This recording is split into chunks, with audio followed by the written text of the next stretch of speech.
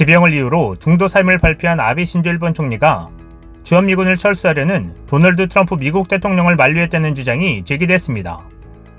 미국 워싱턴 포스트 칼럼니스트인 데이비드 이그나티우스는 30일 아베는 우리가 생각하는 것보다 더 좋은 동맹이었다는 칼럼에서 아베는 트럼프 대통령의 변덕스러운 행동을 관리하는데 세계에서 가장 성공적인 지도자였을 것이라고 밝혔습니다. 이그나티우스는 그는 일본의 안보는 누가 집권을 하든 미국 정부와 좋은 관계를 맺는 데 달려있다는 것을 알고 있었다라며 그는 일본과 미국의 이익이 되는 합리적인 정책을 위해 교묘하게 트럼프를 구슬렸다고 전했습니다. 이그나티우스에 따르면 트럼프 대통령은 아베 총리를 만날 때마다 일본의 무역 흑자에 대해 그리고 일본이 주일미군 주둔 비용을 전적으로 부담하지 않는 것에 대해 장광설을 늘어놓았다고 했습니다.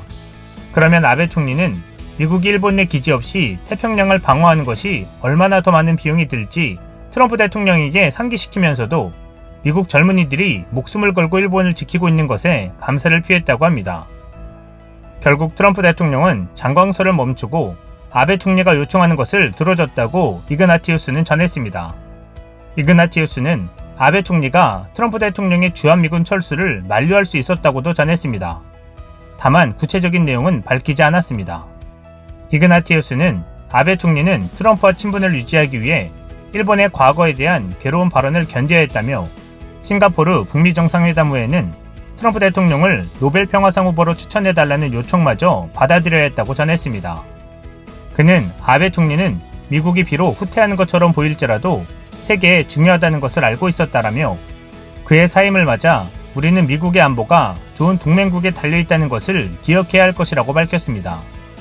그러나 마이클 그린 미 전략국제문제연구소 선임 부소장은 일본 아사히 신문에 한국에 대한 아베의 대응은 실패라며 그의 외교 정책을 비판했습니다. 한미일 안보체제는 동아시아 안정과 안보에 직결되는 문제인데 강제징용 문제와 위안부 문제로 갈등을 조장해 이를 흔든 장본인이라는 것입니다. 지난 28일 월스트리트저널 역시 트럼프와 아베 관계에 대한 사설을 실으며 강제징용 문제 등 한국과의 갈등을 아베의 외교 실책으로 지적했습니다. 사실 주한미군까지 들먹인 아베 총리에 대해 미국이 너나 잘하라는 반응을 보이는 모양새입니다.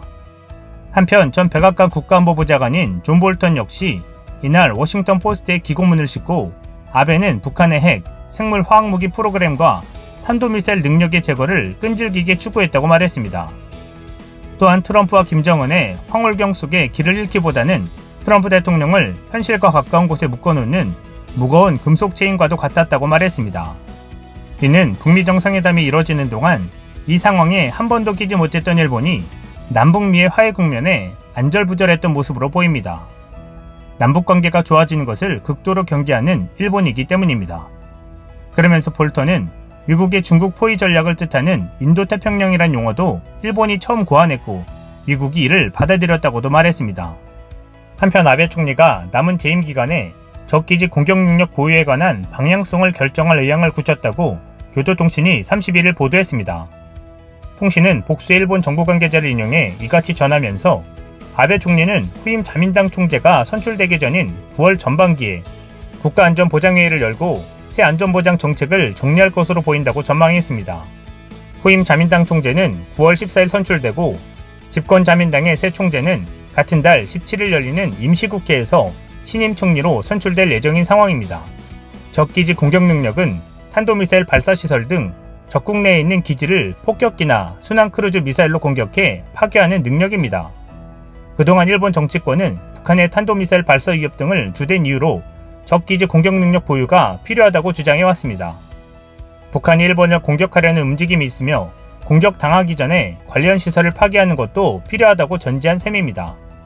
공격이 실행되기 직전에 적 미사일 발사시설 등을 파괴해 방어한다는 구상인데 운용하기에 따라서는 결과적으로 선제 공격이 될 수 있다는 논란도 일고 있는 상황입니다.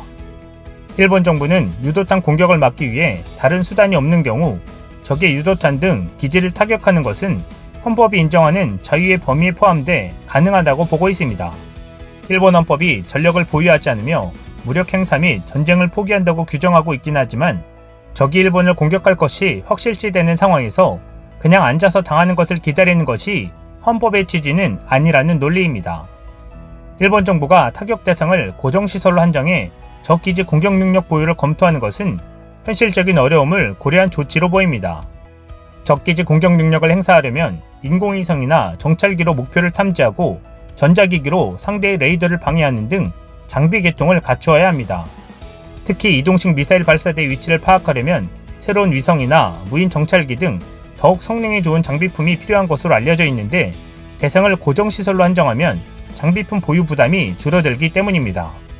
이와 관련해 요미우리는 일본 정부는 적기지 공격에 필요한 이들 장비품을 모두 독자적으로 보유하지 않고 한정적으로 공격 능력을 보유하는 수준에 머물 계획이며 미일 동맹을 활용해 중요한 타격력을 미국에 의존하는 등 역할 분담을 유지한다는 방침이라고 전했습니다.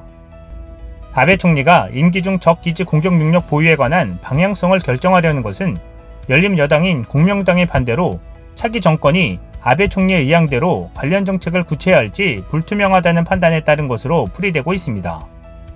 이런 상황 속에 호사카 유지 교수는 최근 많은 언론과의 인터뷰를 가지면서 아베 총리가 사면초가 상황에 몰리자 아프기로 한 상태라고 발언해 주목을 끄는 상황입니다. 그리고 지난달 24일 이후로 아베 총리가 퇴임할 것이라는 주장도 딱 맞아떨어졌습니다. 그는 그 이유로 크게 두 가지를 들었습니다. 첫 번째는 과거에도 지지율이 떨어지면 아팠던 과거를 언급하면서 지난 7월 6일 일본의 한 매거진에서 국가정상이 피를 토했다는 기사를 흘려보낸 것을 이유로 들었습니다. 보통 국가정상의 건강상태는 극비인데 이를 일부러 측근을 통해 언론에 흘려 한 달 전부터 아플 예정이라는 복선을 깔았다는 것입니다.